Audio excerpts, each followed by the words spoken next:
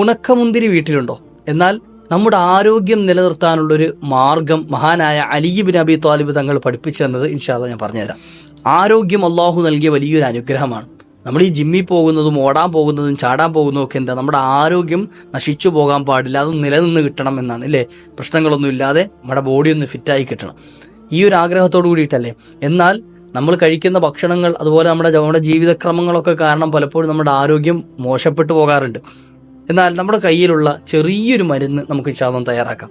നമ്മുടെ ആരോഗ്യം ഖുവ്വത്ത് ആഫിയത്ത് നിലനിന്ന് കിട്ടാനും നല്ല ആരോഗ്യത്തോടു കൂടി ജീവിക്കാനും ഈ ഒരു ചെറിയ മാർഗം നമ്മുടെ ജീവിതത്തെ ഒന്ന് പതിവാക്കിയാൽ മതി. അല്ലാഹു സുബ്ഹാനഹു വ തആല നല്ല ആരോഗ്യം നൽകി അനുഗ്രഹിക്കുമാറാകട്ടെ. വാരി വലിച്ച് ഭക്ഷണം കഴിക്കുന്ന ആളുകളെ സംബന്ധിച്ചിടത്തോളം അവരുടെ ജീവിതത്തിൽ വലിയ പ്രശ്നങ്ങളുണ്ടാകും. അത് ശാരീരികമായിട്ടുണ്ടാകും, മാനസികമായിട്ടുണ്ടാകും.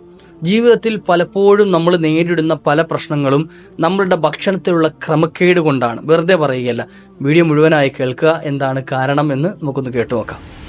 അസ്സലാമു അലൈക്കും വറഹ്മത്തുള്ളാഹി വബറകാതുഹു. ബിസ്മില്ലാഹി വൽഹംദുലില്ലാഹ്. അള്ളാഹു നമ്മുടെ എല്ലാ സൽക്കർമ്മങ്ങളും സ്വീകരിക്കട്ടെ. അള്ളാഹു നമുക്ക് നൽകിയതിലെല്ലാം ബറക്കത്ത് ചെയ്യട്ടെ. നമ്മുടെ ആരോഗ്യവും നമ്മുടെ ആയുസ്സും നമ്മുടെ ഭാര്യ, മക്കൾ, ഭർത്താക്കന്മാർ, മാതാപിതാക്കൾ, വീട്, വാഹനങ്ങൾ, തൊഴിലുകൾ, ബിസിനസ്സുകൾ, പഠനങ്ങൾ എല്ലാത്തിലും അള്ളാഹു അഭിവൃദ്ധി നൽകുമാറാകട്ടെ. ദുആ വസിയ്യത്ത് ചെയ്ത് കമന്റുകളായും പേഴ്സണലായും മെസ്സേജ് അയക്കുന്ന മുഴുവൻ മുഅ്മിനീങ്ങൾക്കും അള്ളാഹു അവരുടെ സകല മുറാദുകളെയും ഹാസിലാക്കി തരുമാറാകട്ടെ. നമ്മുടെ വിഷമങ്ങളൊക്കെ അള്ളാഹു തീർത്ത് തരുമാറാകട്ടെ. അള്ളാഹു നമുക്ക് അനുഗ്രഹിച്ച് നൽകിയ കനിഞ്ഞരുളിയ 2 അനുഗ്രഹങ്ങളെ മുത്തുനബി തങ്ങൾ പറഞ്ഞിട്ടുണ്ട്. 2 അനുഗ്രഹങ്ങൾ, ഒന്ന് അസ്വിഹത്തു, രണ്ടാമത്തെ വൽ ഫറാഗ്. ഒന്ന് അസ്വിഹത്ത് നമ്മുടെ ആരോഗ്യമാണ്, രണ്ടാമത്തത് അൽ ഫറാഗ് നമ്മുടെ ഒഴിവ് സമയമാണ്. ഈ 2 സംഗതികളും കൃത്യമായി നമ്മൾ വിനിയോഗിച്ചാൽ നമുക്ക് രക്ഷപ്പെടാൻ പറ്റും. അത് ദുനിയാവിലും രക്ഷപ്പെടും, നാളെ ആഖിറത്തിലും രക്ഷപ്പെടും. വെറുതെ പറയുകയല്ല. ആരോഗ്യം, നമുക്കതിൻ്റെ മഹത്വവും അതുപോലെ തന്നെ അതിൻ്റെ സ്ഥാനവും ഒക്കെ നമുക്ക് ഒരുപാട് അറിയാം. ഇന്നത്തെ കാലഘട്ടത്തിൽ ആരോഗ്യം ചർച്ച ചെയ്യപ്പെടാത്തൊരു മേഖലയും നമുക്ക് കാണാൻ കഴിയില്ല. ഏത് മേഖലയിൽ ചെന്നാലും ആരോഗ്യത്തെ സംബന്ധിച്ച് ഇന്ന് ജിമ്മുകളുടെ എണ്ണം കൂടി വരികയാണ് അല്ലേ. ജിമ്മുകൾ മുക്കിന് ജിമ്മുകളുടെ എണ്ണം കൂടി വരികയാണ്. അതുപോലെ തന്നെ നടക്കാനുള്ള സൗകര്യങ്ങൾ ഇന്ന് എന്ത് ചെയ്യുക, നമ്മുടെ നാടുകളിൽ പല ഭാഗങ്ങളിലും കൃത്യമായി ചെയ്തുകൊണ്ടേയിരിക്കുകയാണ്. സ്വസ്ഥമായി നടക്കാൻ പറ്റിയ പാർക്കുകളും കാര്യങ്ങളും ഒക്കെ. ഇതൊന്നും വേണ്ട എന്നല്ല, അതൊക്കെ വേണം, അതൊക്കെ നല്ലത് തന്നെയാണ്. എന്നാൽ മുൻകാലങ്ങളെ അപേക്ഷിച്ച് ഈ കാലഘട്ടങ്ങളിൽ ഇത് കൂടി വരാനൊരു കാരണമുണ്ട്. ആരോഗ്യപരമായിട്ട് നമ്മുടെ ഈ ഒരു ജനറേഷൻ വളരെയധികം പിന്നോട്ട് പോയതുകൊണ്ടാണ് ഇത് മെച്ചപ്പെടുത്തിയെടുക്കാനുള്ള മാർഗങ്ങൾ എന്ത് ചെയ്തുകൊണ്ടിരിക്കുന്നത്, നമ്മൾ കണ്ടുപിടിച്ചുകൊണ്ടേയിരിക്കുന്നത്, പുതിയ സംവിധാനങ്ങൾ കൊണ്ടുവന്നുകൊണ്ടേയിരിക്കുന്നത്. മുൻകാലങ്ങളിൽ നമ്മുടെ വീടുകളിൽ ചെയ്തിരുന്ന പല പണികളും, അരിയാട്ടലും ഒലക്ക കൊണ്ടിടിക്കലും അതുപോലെ തന്നെ അരക്കലും അതുപോലെ എന്ത് ചെയ്യുക അലക്കലും ഒക്കെ ഇന്ന് മെഷീനുകൾ കൈയടക്കിയപ്പോൾ നമ്മുടെ ശരീരം ഒന്നും ചെയ്യാൻ പറ്റാതെ ആരോഗ്യം കുറഞ്ഞവരായി പോവുകയും ഈ ആരോഗ്യം ഇനി മെച്ചപ്പെടുത്താൻ വേണ്ടിയിട്ട് എന്ത് ചെയ്യുക, മറ്റ് മെഷീനുകളിൽ കിടന്ന് നമ്മൾ എന്ത് ചെയ്യുക, പഴയതുപോലെ ശരീരം എന്നിളക്കുക. ഇതാണിപ്പോൾ നടന്നുകൊണ്ടിരിക്കുന്നത്. അള്ളാഹു നമ്മുടെ ആരോഗ്യം നിലനിർത്താനുള്ള ഭാഗ്യം നൽകുമാറാകട്ടെ. ഇനി പഴയ കാലഘട്ടത്തിലേക്ക് അരിയാട്ടാൻ ആസുങ്കല്ലെടുത്തുകൊണ്ട് വരണമെന്നല്ല ഈ പറയുന്നത്, മറിച്ച് എന്ത് ചെയ്യുക, നമ്മളെ കൊണ്ട് പറ്റുന്നത് പോലെ ശരീരം നല്ലതുപോലെ അനങ്ങാൻ ശ്രമിക്കുക. ഇനി ഈ ആരോഗ്യം നിലനിന്ന് കിട്ടുക എന്നുള്ളത് അള്ളാഹു നൽകുന്ന വലിയൊരു അനുഗ്രഹമാണ്. നമ്മുടെ ആരോഗ്യം നശിപ്പിച്ചു കളയൽ അള്ളാഹു നൽകിയ ആ നിഅമത്തിനെ, ആ അനുഗ്രഹത്തെ നശിപ്പിച്ചു കളയലാണ്. അതിന് വലിയ കുറ്റമുണ്ട്. നമുക്ക് ആരോഗ്യം നൽകി, നമ്മൾ ശ്രദ്ധിക്കാതെ എന്ത് ചെയ്തു, രോഗിയായി ശരീരം ക്ഷയിച്ച് അങ്ങനെ പോവുകയാണെങ്കിൽ അള്ളാഹു നമുക്ക് നൽകിയ ആ നിഅമത്തിനെ നമ്മൾ നശിപ്പിച്ചതിൻ്റെ കുറ്റം നമുക്ക് കിട്ടും. അതുകൊണ്ട് എന്ത് ചെയ്യുക, ആരോഗ്യം നിലനിന്ന് കിട്ടാനുള്ള മാർഗങ്ങൾ ചെയ്യുകയും അതിനു വേണ്ടി ദുആ ചെയ്യുകയും ചെയ്യണം. ആരോഗ്യം എപ്പോഴും റബ്ബിനോട് ചോദിക്കേണ്ട ഒരു നിഅമത്താണ്. അള്ളാഹുവേ, എൻ്റെ ആരോഗ്യം നീ നിലനിർത്തി തരണേ അള്ളാഹ് എന്ന്. ആരോഗ്യം നീ നിലനിർത്തി തരണേ അള്ളാഹ് എന്ന് എപ്പോഴും നമ്മൾ ദുആ ഇറക്കണം. അള്ളാഹു നമുക്ക് നിലനിർത്തി തരുമാറാകട്ടെ. നമ്മളെല്ലാ നിസ്കാരങ്ങളിലും ചോദിക്കാറുണ്ട് അല്ലേ, എല്ലാ നിസ്കാരങ്ങളിലും ചോദിക്കാറുണ്ട്. ഏത് 2 സുജൂദ് ചെയ്യുക. അള്ളാഹുവിനോട് ഏറ്റവും അടുക്കുന്ന സമയമാണെന്ത്, സുജൂദിൻ്റെ സമയം. ഇങ്ങനെ 2 സുജൂദ് ചെയ്യുന്നതിനിടയിൽ നമ്മൾ എഴുന്നേറ്റിരുന്നിട്ട് ആ ഇരുത്തത്തിലിരുന്ന് ചോദിക്കുന്നൊരു ചോദ്യമുണ്ട്. റബ്ബി ഗ്ഫിർലി വർഹംനി വജ്ബുർനി വർഫഅനി വർസുഖ്നി വഹ്ദിനി വആഫിനി. ഒരു 7 കാര്യങ്ങളില്ലേ, അതിൽ അവസാനം ചോദിക്കുന്നത് എന്താ, വആഫിനി, അള്ളാഹു ഞങ്ങളുടെ ആഫിയത്ത്, ഞങ്ങൾക്ക് നീ ആരോഗ്യം, അത് ആഫിയത്ത് നീ നിലനിർത്തി തരണേ അള്ളാഹ്, ഞങ്ങളുടെ ആരോഗ്യം നീ മെച്ചപ്പെടുത്തി തരണേ അള്ളാഹ്, ഞങ്ങളുടെ പ്രശ്നങ്ങളൊക്കെ പരിഹരിച്ച് ശരീരത്തിന് നീ ആവത് നൽകണേ അള്ളാഹ് അല്ലേ. അപ്പോൾ ആരോഗ്യം നിലനിർത്താൻ റബ്ബിനോട് ചോദിക്കണമെന്ന് മുത്തുനബി തങ്ങൾ അവിടുത്തെ നിസ്കാരത്തിന്റെ ദിക്റുകളുടെ കൂട്ടത്തിൽ തന്നെ പഠിപ്പിച്ചതാണ്. എല്ലാ നിസ്കാരങ്ങളിലും നമ്മൾ ചോദിക്കുന്നതുമാണ് അല്ലേ. അപ്പോൾ അതുകൊണ്ട് തന്നെ ഈ ആരോഗ്യം നിലനിന്ന് കിട്ടാനുള്ള ചില മാർഗങ്ങൾ നമ്മൾ പഠിച്ചു വെക്കണം. ഒരു എളുപ്പമാർഗം പറഞ്ഞുതരാം. മഹാനായ അലിയാർ തങ്ങൾ പഠിപ്പിച്ചു തരികയാണ്. അലി ഇബ്നു അബി ത്വാലിബ് തങ്ങൾ മുത്തുനബി തങ്ങളുടെ മരുമകൻ ഫാത്തിമ ബീവിയുടെ പ്രിയ ഭർത്താവാണ്. അതിനൊക്കെ അപ്പുറത്തേക്ക് അവിടുന്ന് അലിയാർ തങ്ങൾക്ക് ഒരു സർട്ടിഫിക്കറ്റ് മുത്തുനബി തങ്ങൾ കൊടുത്തിട്ടുണ്ട്. എന്താണ് സർട്ടിഫിക്കറ്റ്? അന മദീനത്തുൽ ഇൽമി വ അലിയുൻ ബാബുഹ.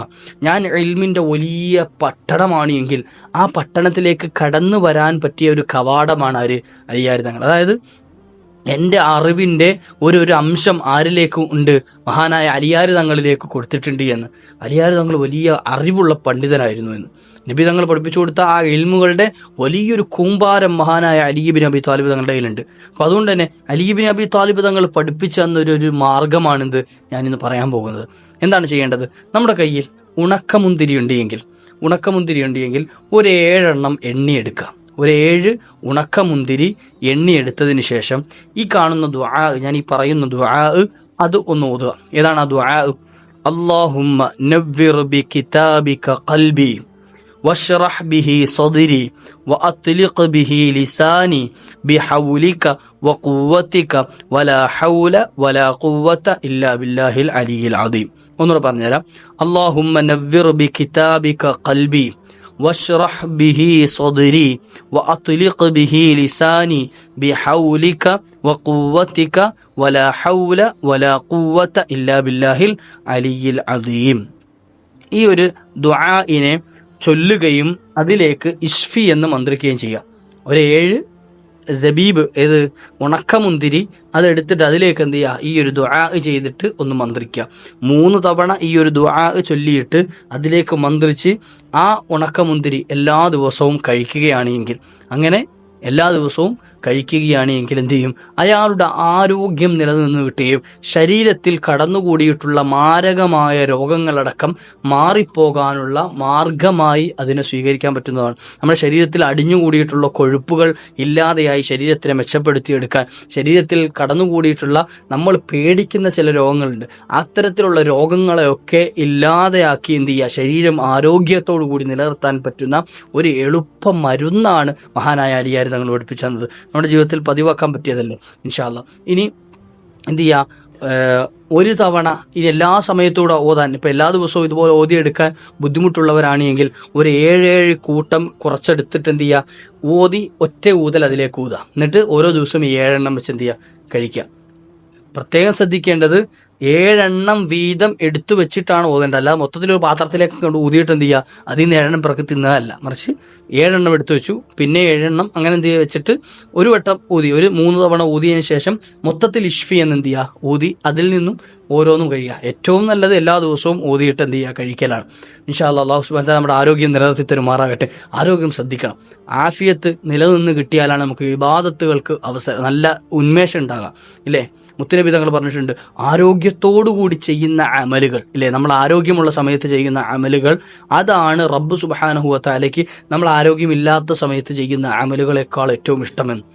ആരോഗ്യവാനായിരിക്കുന്ന സമയത്ത് നമ്മൾ ചെയ്യുന്ന ഇബാദത്തുകൾ, നിസ്കാരങ്ങൾ, മറ്റ് സൽക്കർമ്മങ്ങൾക്കാണ് അള്ളാഹുവിൻ്റെ അടുക്കൽ കൂടുതൽ കൂലി കിട്ടുക എന്ന്. അപ്പോൾ അതുകൊണ്ട് തന്നെ ആരോഗ്യം നിലനിന്ന് കിട്ടുക എന്നുള്ളത് നമ്മുടെ ഇബാദത്ത് സ്വീകരിക്കാനൊക്കെ, ഇബാദത്തിന് കൂലി ലഭിക്കാനൊക്കെ കാരണമാണ്. അതുകൊണ്ട് തന്നെ അത് ശ്രദ്ധിക്കാൻ പ്രത്യേകം ശ്രമിക്കണം. അള്ളാഹു സുബ്ഹാനഹു വ തആല നമുക്ക് നമ്മുടെ ആരോഗ്യം നിലനിർത്തി തരുമാറാകട്ടെ. സകല രോഗങ്ങളിൽ നിന്നും അള്ളാഹു ശിഫാ നൽകുമാറാകട്ടെ. സകല മാരക രോഗങ്ങൾ തൊട്ടും അള്ളാഹു കാത്തു രക്ഷിക്കുമാറാകട്ടെ. എത്ര വലിയ വൈറസുകൾ നമ്മുടെ നാട്ടിൽ പരന്നു പിടിച്ചാലും അള്ളാഹു ഞങ്ങൾക്ക് നീ സംരക്ഷണം നൽകണേ അള്ളാഹ്. ഞങ്ങളുടെ നാടുകളിൽ നിന്നൊക്കെ അത് നീ ദൂരത്താക്കി തരണേ റഹ്മാനെ. ഞങ്ങളുടെ നാടുകളിൽ നിന്നും ഇല്ലാതെയാക്കി തരണേ റഹ്മാനെ. ഞങ്ങൾക്ക് നീ സമാധാനവും സ്വസ്ഥതയും സന്തോഷവും ജീവിതത്തിൽ നൽകി അനുഗ്രഹിക്കണേ അള്ളാഹ്. ആത്മാർത്ഥമായിട്ട് ദ്വാരക്കാൻ, നിങ്ങളും ദ്വാരക്കണം ഇൻഷാ അല്ലാഹ്. മറ്റൊരവസരത്തിൽ മറ്റൊരു വിഷയമായി നമുക്ക് കണ്ടുമുട്ടാം. വാഖിറു ദഅ്വാനാ അൽഹംദുലില്ലാഹ്. അസ്സലാമു അലൈക്കും വറഹ്മത്തുള്ളാഹി.